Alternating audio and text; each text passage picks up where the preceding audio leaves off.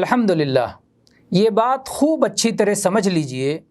کہ کلمہ توحید لا الہ الا اللہ میں ایک نور ہوتا ہے جس کی کرنوں سے گناہوں کی بدلیاں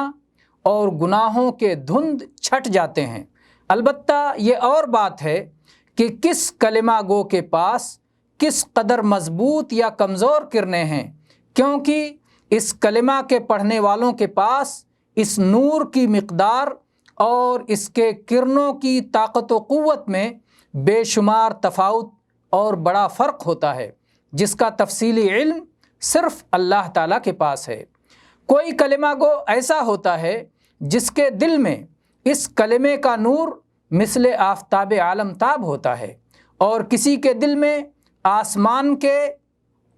درخشاں اور تاباں ستارے کی طرح، اور کسی کے دل میں ایک عظیم مشعل کے مانند، اور کسی کے دل میں جلتے ہوئے چراغ کی صورت، جبکہ کسی کے دل میں بس ایک ٹمٹماتے ہوئے کمزور دیے کی طرح ہوتا ہے۔ جس شخص کے دل میں